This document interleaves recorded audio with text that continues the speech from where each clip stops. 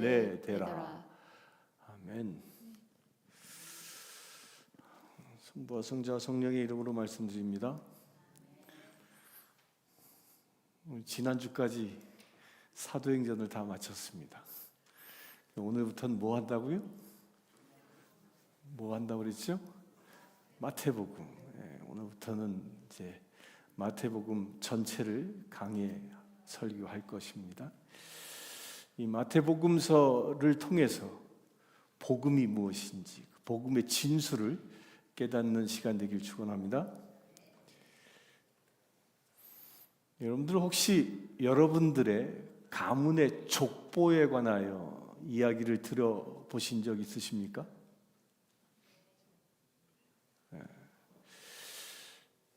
미국에 와서 살다 보니까 특히 2세대, 3세대 이런 사람들은 더더욱 족보에 대한 이야기를 듣기가 어려운 것이 사실입니다.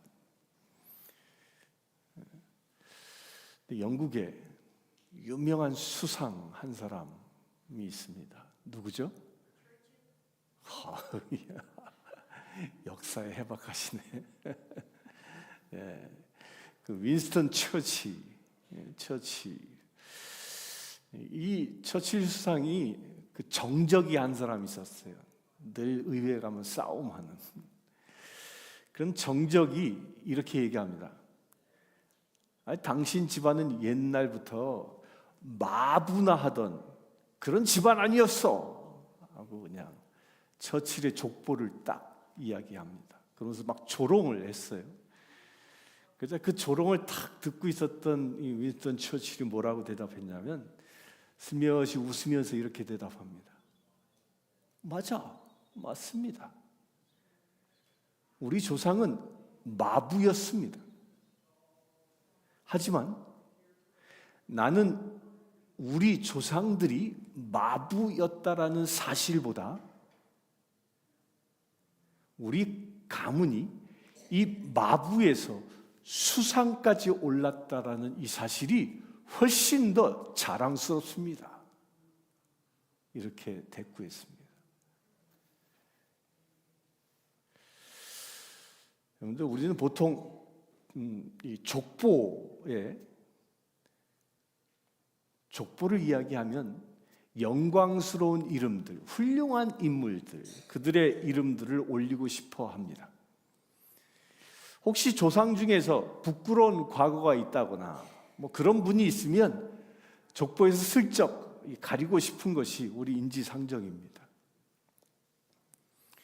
오늘 본문에 이 족보에 등장하는 이 야곱은 어떤 사람이에요? 야곱의 이름이 무슨 뜻이에요? 속이는 자란 뜻이. 부끄러운 이름을 가졌던 인물이었습니다. 그러나 하나님은 그의 이름을 뭐로 바꾸셨죠? 이스라엘로 바꾸시고 족보의 당당한 한 줄기로 세우셨다 하는 겁니다. 처칠이 이 마부 집안임을 부끄러워하지 않은 것처럼 복음은요, 우리의 과거보다 그 과거 가운데 일하시는 그 하나님을 자랑스럽게 한다는 겁니다. 그런데 처칠의 족보는 성공으로 이루어진 이야기지만요, 예수님의 족보를 잘 보면 그 족보 안에는 실패와 상처까지 품은 은혜의 이야기라는 거예요. 오늘 우리가 읽은 이 마태복음의 그 시작이 뭐였습니까? 예수 그리스도의 족보입니다. 근데 그 족보가 좀 이상합니다. 유대인들에게는 이 족보는 마치 생명과도 같은 거예요. 그런데 그 족보에 도저히 들어갈 수 없는, 들어가서는 안 될 그런 이름들이 버젓이 적혀 있습니다. 오늘 읽은 이 이상한 족보를 통해서 우리를 찾아오신 예수 그리스도의 은혜를 이 시간 나눌 수 있게 되길 바랍니다. 오늘 읽은 본문은 신약의 가장 첫 번째에 있는 시작점입니다.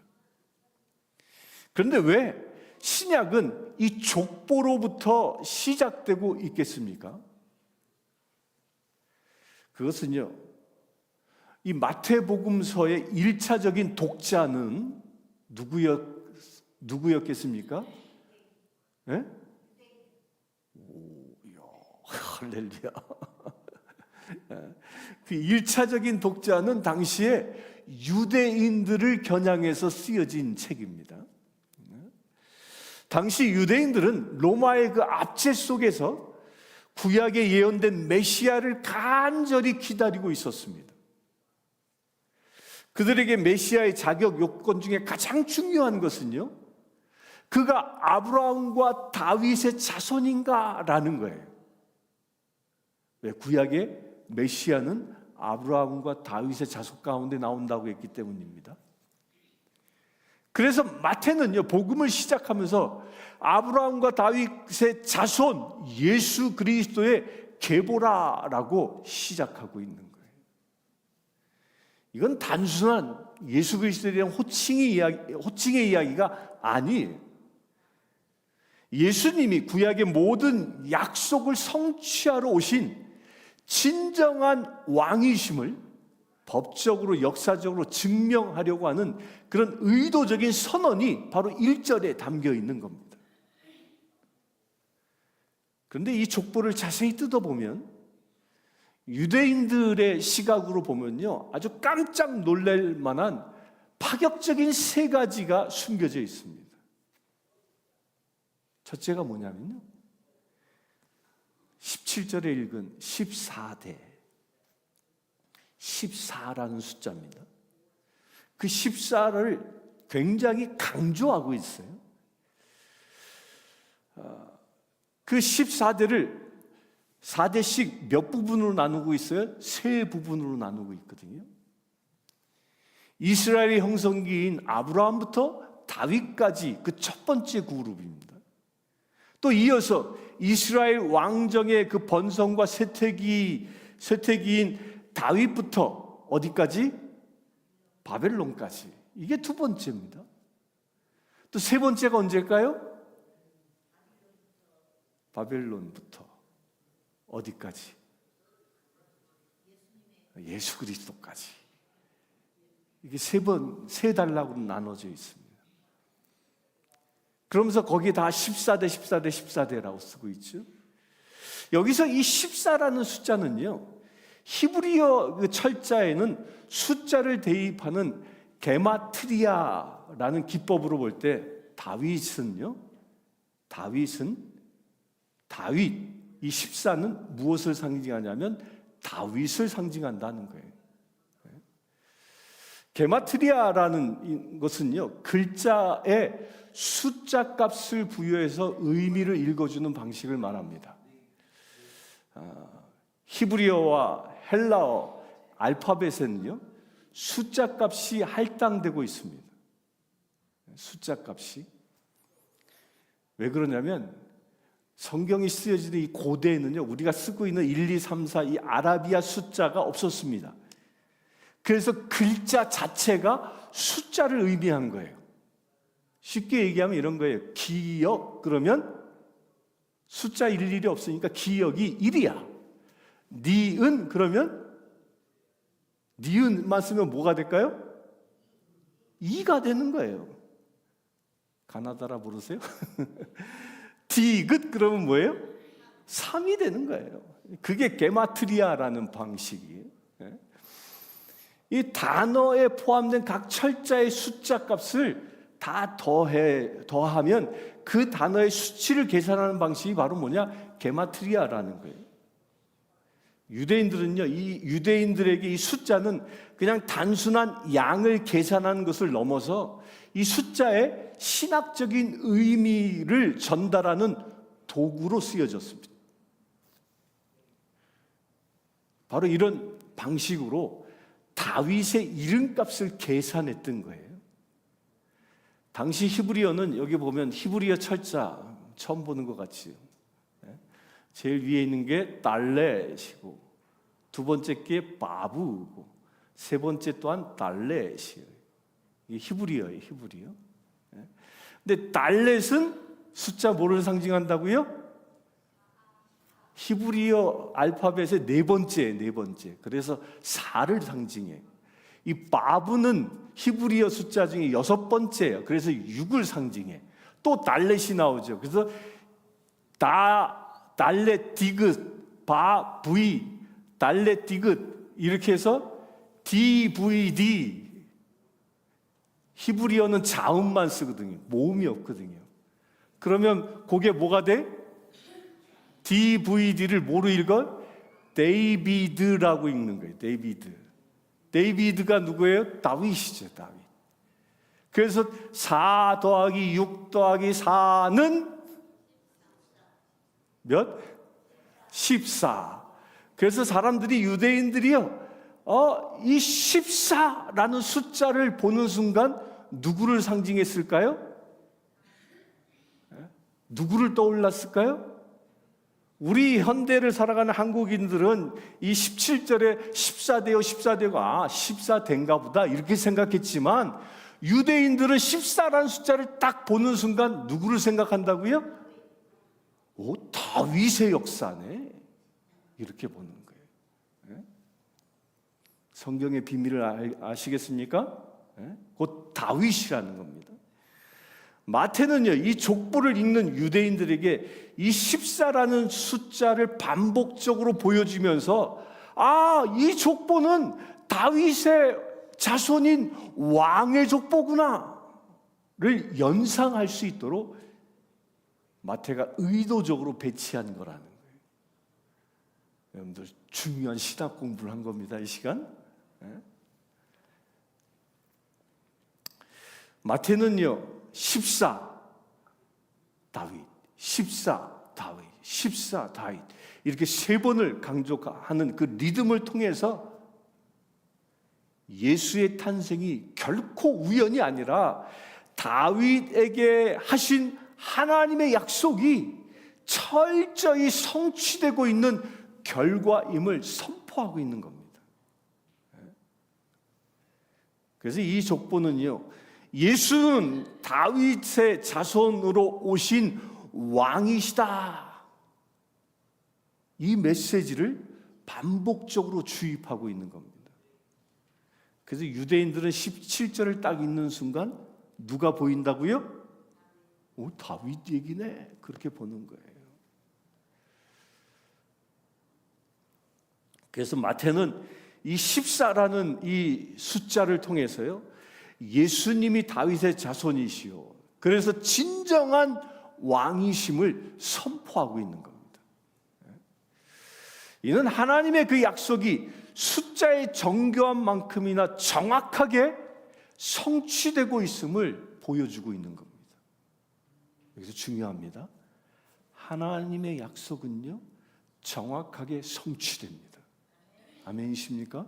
네? 광야에서 주의 길을 예비하라 고 외쳤던 누구? 세례자 요한. 그 세례자 요한처럼 마태는 이 족보의 숫자를 통해서 왕이 오실 길을 예비하고 있는 겁니다. 그런 눈으로 17절을 보길 바랍니다. 그래서 이 14대라는 이 리듬은요, 왕의 행차를 알리는 마치 나팔 소리와 같은 것이라는 거예요. 아시겠습니까? 두 번째로요, 이제 이건 지워버리시고 제목으로 넘겨가세요. 두 번째로요, 여인들을 등장시킵니다. 족보에 여인이 나와요. 그런데 이것은요, 당시 유대의 금기를 깨고 있는 겁니다. 여러분들 족보에 여자 이름 있습니까? 한국 사람들도 족보에 여자 이름 쓰지 않습니다. 유대인들도 족보에 여자 이름을 결코 넣지 않습니다. 그런데 여기에 묘하게도 마태복음 족보에는 여자 이름이 등장합니다. 몇 명이 등장하죠? 5명이 등장합니다. 다말, 라합, 룻, 또 우리아의 아내 바세바, 그리고 마지막으로 누가 등장해요? 예수님의 어머니 마리아가 등장합니다. 이 놀라운 점은요, 이 마리아만 제외하고 이 4명의 여인이 결함투성인 여인이에요. 이방인이거나 도덕적인 결함이 있는 그런 인물로 성경에 기록되어 있는 사람들이에요. 다말이 누구죠? 잘 기억 안 납니까? 시아버지와 동침해서 아이를 낳은 자예요. 지금으로는 상상할 수 없는 일이죠. 또 라합은 누구예요? 여리고 성에서 창녀였던 여인이에요. 또 룻은 누구예요? 이방인 여인, 모압의 이방인 여자였어요. 또 밧세바는 누굽니까? 다윗과 간통한 여인이. 그것도 남편이 있으면서. 이들은요, 당시 유대 관점에서 보면요, 족보에서 오르긴커녕 빼버려야 할, 삭제되어야 마땅한 인물들이라는 거예요. 그래서 이들은요, 이방인이고 또한 도덕적인 결함이 있기에 사람들로부터 뭘 받아? 손가락질 받는 여인이라. 그런데 놀라운 게, 하나님은 사람들로부터 손가락질 받아 마땅한 그 여인들을 통하여 그들을 하나님이 세상을 구원하는 구속사의 중심에 등장시키고 있다는 거예요. 그래서 마태는요, 의도적으로 이렇게 기록하고 있는 거예요.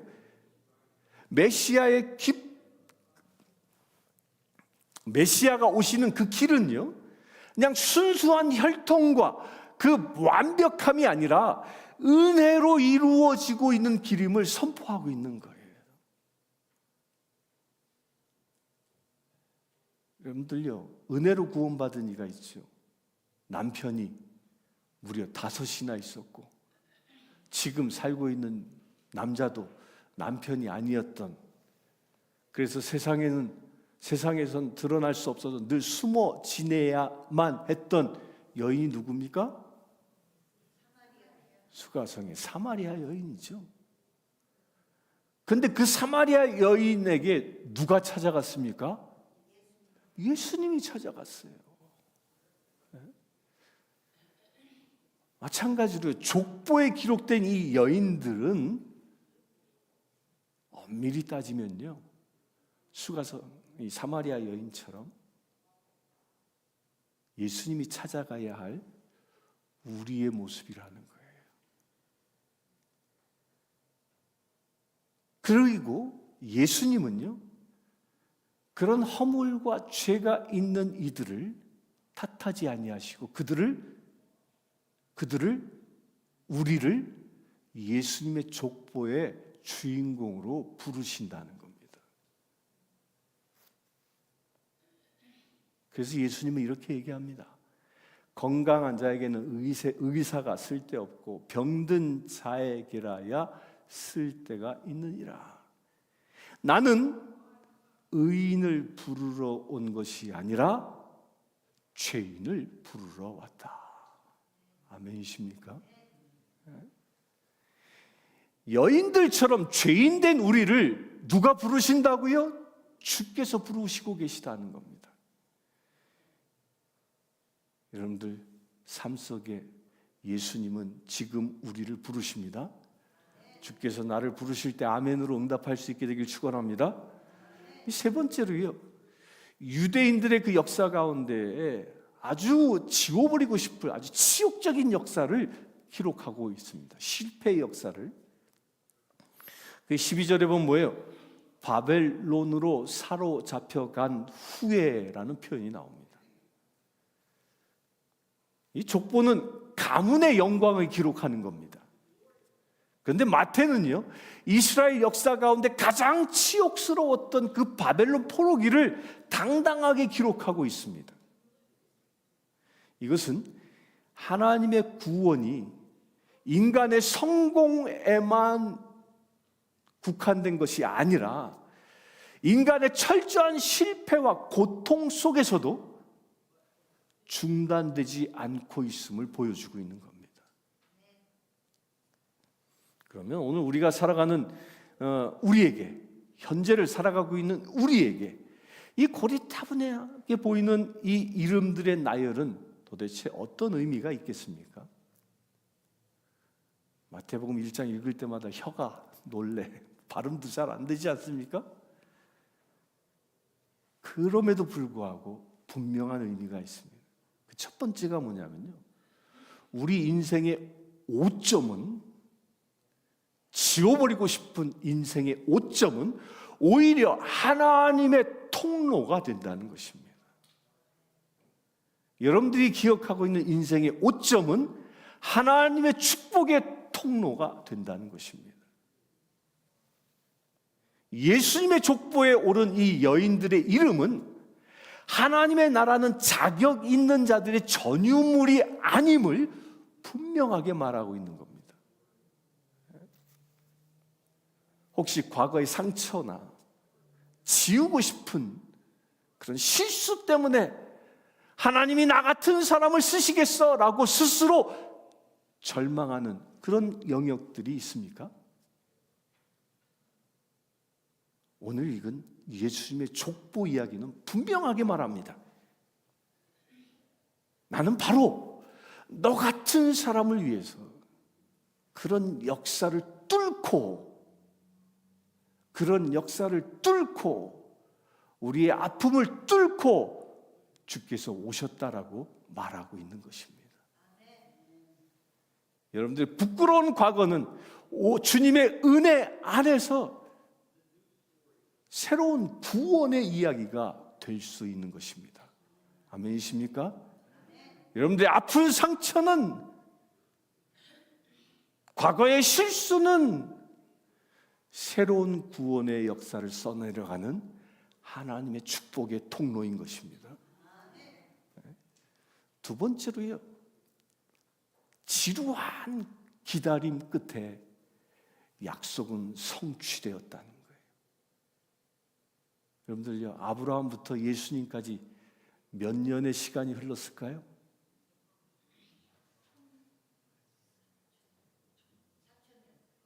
땡! 잘 몰라요? 아브라함부터 예수님까지는 무려 2000년의 시간이 흘렀습니다. 오늘 읽은 1장 1절부터 17절까지는 몇 년의 역사를 기록하고 있어요? 2000년의 역사를 기록하고 있어요. 이 2000년의 역사 가운데는 전쟁도 있었고요, 또 이스라엘 백성들이 포로 생활하는 시절도 있었고요, 그리하여 희망이 보이지 않는 그 암흑기와 같은 시절도 있었습니다. 우리 인생도 마찬가지입니다.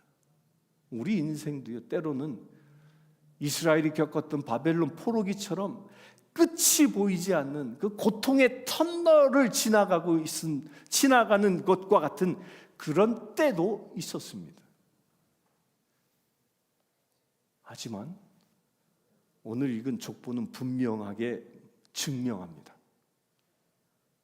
우리가 보지 못하는 순간에도, 내가 느끼지 못했던 과거의 어느 순간에도 하나님은 일하고 계시다는 겁니다. 아멘이십니까? 결국 때가 참에 예수 그리스도를 세상에 보내셨다라는 이 사실을 족보는 말하고 있습니다. 여러분들, 고통의 순간인 그 때가 차면 누가 오신다고요? 예수 그리스도가 오십니다. 그 예수 그리스도를 만날 수 있게 되길 축원합니다. 세 번째로요, 우리 모두는 다 왕의 가족으로 입양되어졌습니다. 여러분들 모두가 다 왕의 가족으로 입양되어졌습니다. 아멘 하는 거 보니까 지금이 좋다니. 아멘이십니까? 아멘. 마태복음 1장은요, 예수님의 족보 이야기이지만 믿음으로 그분을 영접한 우리에게는 이것이 곧 우리의 영적인 족보라는 거예요. 우리는 더 이상 죄와 사망의 족보에 매여 있는 그런 존재가 아니라 만왕의 왕이신 예수 그리스도, 그 예수 그리스도의 가문에 속한 자임을 증거하고 있는 것입니다. 족보에 기록되어져 있는 이 바벨론 그 유배는 이스라엘 역사 가운데 가장 뼈아픈 실패의 역사였습니다. 그러나 하나님은 그 실패의 그 지점에서도 이스라엘의 역사의 족보를 끊지 않으셨습니다. 그리고 끊지 않고 누구를 향해 나가고 있어요? 예수 그리스도를 향하여 나아가게 하고 계시다는 겁니다. 바벨론 포로기라는 이 절망적인 환경 속에서도요, 다니엘은 어떻게 했어요? 그의 다락방 창문, 예루살렘을 향한 그 창문을 열고 하나님께 기도하며 새롭게 이루어질 하나님의 나라를 꿈꿔왔던 것이죠. 마찬가지로 이 족보 속에서는요, 이 바벨론은 절망의 끝이 아니라 하나님께서 신실하심을 증명하는 장소였고 시대였다는 겁니다. 그래서 우리는 기억해야 합니다. 예수님의 족보는요, 결코 완벽한 훌륭한 그런 사람들의 명단이 아니라는 거예요. 오히려 은혜가 실패를 통해 생명을 만들어낸 그런 역사라는 겁니다. 여기 계신 대부분들은 저를 포함해서 이곳에 이민 와서 학력도 경력도 또 영어도 뜻대로 되지 않아서 스스로 어느 순간 초라하게 느껴질 때가 있지 않습니까? 저는 미국 꼬마애들 보면 초라해져. 꼬맹이들이 영어를 어떻게 잘하는지 말이야.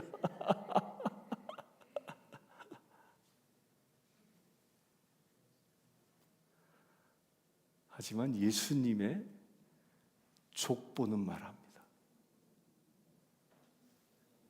하나님은 그런 우리를 지워야 할 사람이 아니라 오히려 기록되어야 할 사람으로 부르고 계시다는 겁니다. 여러분들은 지워지는 인생이 아니라 기록되어질 인생이라는 이것을 기억하시길 바랍니다. 우리는 기록되어야 할 사람이라는 것이. 아멘이십니까? 아멘이십니까?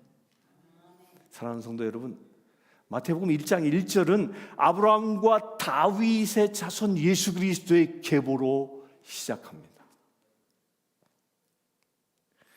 이 문장은 헬라 원형은 이렇게 써요. 비블로스 게네세오스라고 써요.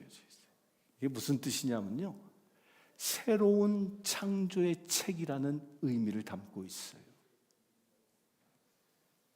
세상의 족보는 누가 누구를 낳고 죽었더라라고 끝나는 죽음의 기록이지만 예수님의 족보는요, 죽음의 역사를 뚫고 생명을 내는 은혜의 기록이라는 것입니다. 그래서 오늘 1장의 동사는 죽고가 아니라 낳고입니다.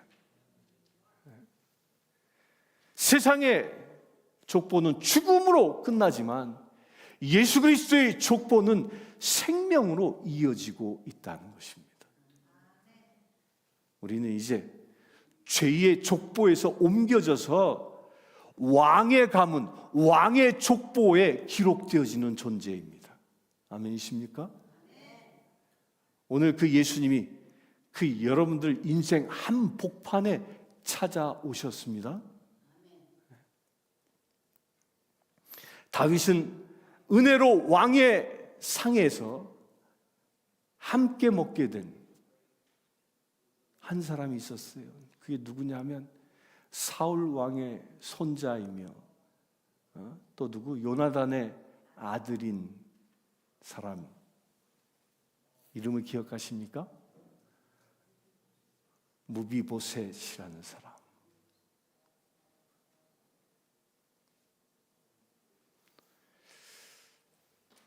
그는 다윗의 은혜로 왕과 함께 식탁을 함께 했습니다. 마찬가지입니다. 우리도 자격은 없으나 주님의 식탁에 초청받은 존재입니다.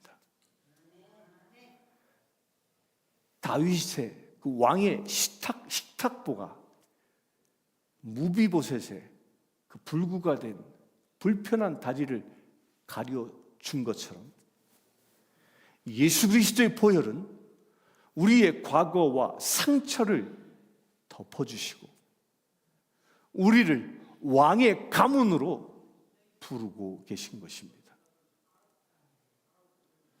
우리 성신교회 성도님들 한 분 한 분의 이름도